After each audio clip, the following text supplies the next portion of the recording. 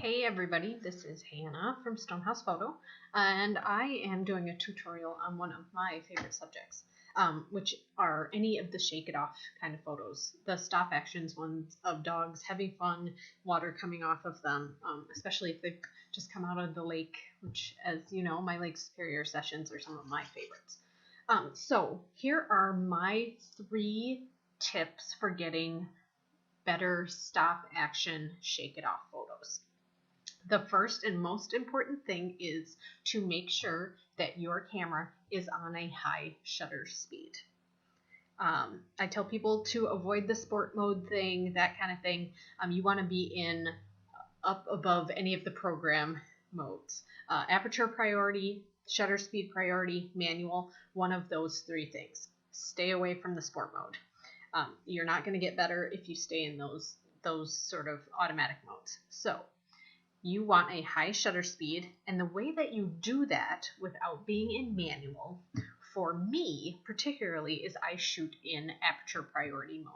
That's that A button, or the A by the mode. I tend to shoot with really fast lenses, and we've talked about that before.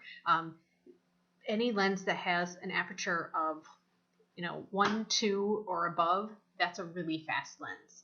So for shake it off type photos with dogs, I tend to shoot an aperture priority from about 3.2 to 4.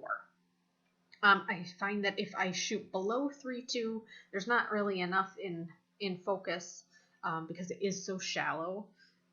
I don't really like the look of it necessarily, but 3.2 to the 4 seems to be a really good sweet spot for me.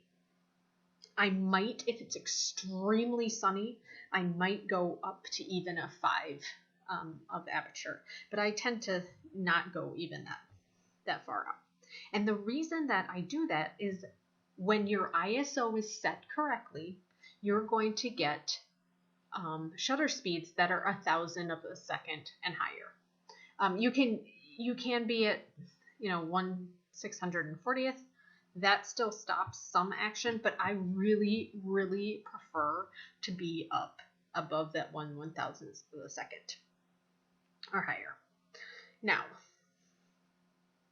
that's if you set your ISO correctly and you can use your aperture pretty low and you can get it so that shutter speed is above that 1,000th of a second and it's crisp, clear, and there's no blur.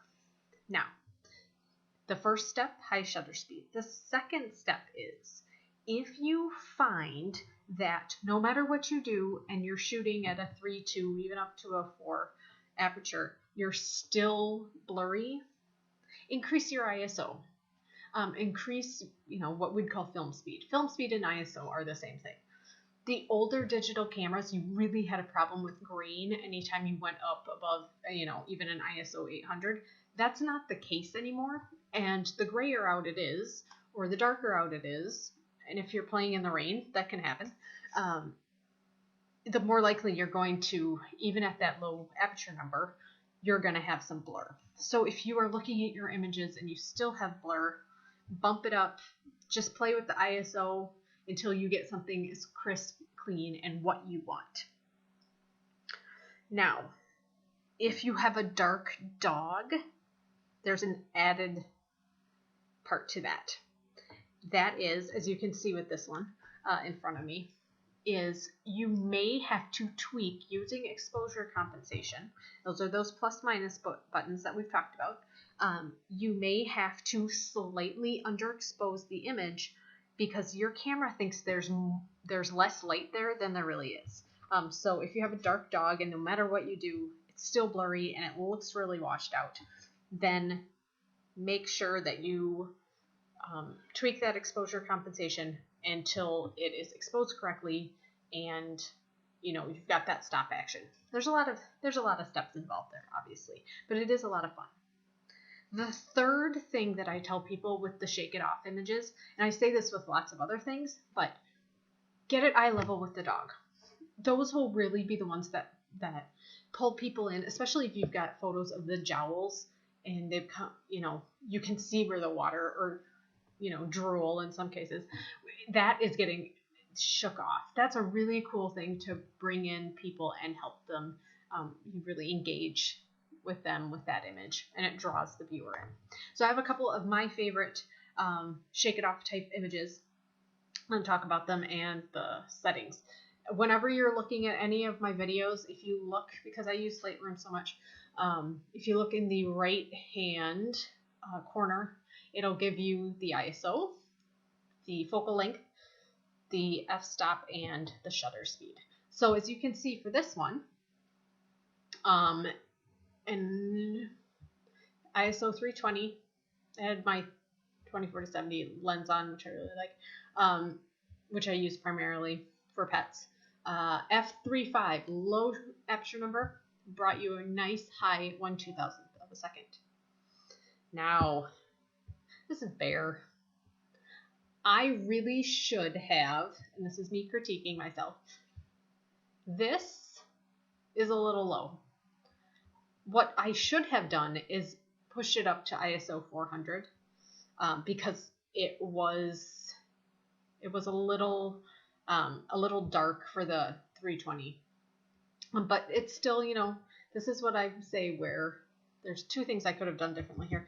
Brought it up to ISO 400 and probably tweaked it down just a tad in terms of exposure compensation, maybe just a third of an f-stop. However, it did stop to a point, and you see right here, you can see it coming off his jowls, that kind of thing. That's what I mean really being at eye level. Now, this is the time where you're not necessarily at eye level, but you're having lots of fun and really telling the story. If I have a family session, this is after we went into Lake Superior and shaking it off, spraying the humans and the other canine.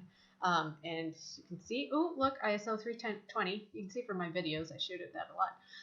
f2.5 and 1/3200th of a second. So really fast. Next, this one was f4. It's the higher end, and the reason was it was really bright out when I did this session. You can see from the direction right here of the sun. But 1/2500th of a second, f4, and I actually did underexpose this by a third. This is a black dog, and it was a little blown out. And again, the fun of basically spraying the humans. And you can see these guys are a little overexposed, but I really was more interested in the detail coming out with the dog and the black dog. And it's not always about the snouts. I know I say that sometimes, but for me, for this particular dog, she was just having so much fun. Excuse me. She was just having so much fun that I really wanted to get the water coming off of her fur. And this is one where it's extremely sunny, and we talked about that top number I usually go up is 5.0 because I wanted to make it look less like a mistake. Because I was focusing on her fur. You can see that coming off, and a 5,000th of a second. And Jackson. This was a dog that was just having way too much fun in Lake Superior, shaking it off. 2.8, 1/1600th of a second, and that would be him shaking it off after romping on his leash. And the drool. Again, this was when it was extremely bright, as you can see, where's ISO 200, but the f5, and you see that water coming off, 1/2000th of a second. Got to do that stop action of fun in water. So the three things you want to do: make sure you have a high shutter speed, use that aperture priority mode, be as low as you can, and if you still find that it's blurry, just increase your ISO and play around with that and until it does the stop action. If you have a dark dog, play with exposure compensation. Make sure it's not blown out. Make sure it's not blurry until you get the right combination. And the third thing is get at their level, tell the story, try and show their jowls just like I'm talking about here. And I am actually sitting in the water when I take this one. So those are my steps And as I talk about in my class, which you can take online now, shoot over and over and over and over again. The only way you're going to improve is if you keep shooting and you shoot lots and you shoot all kinds of stuff and you allow yourself to make mistakes. So that is my tutorial on doing Shake It Off videos. If you have more questions, feel free to email me at hannah@stonehousephoto.com. And if you're interested in my online class, you can check it out on my blog, stonehousePhotoblog.com. Thanks a lot. Have a wonderful day.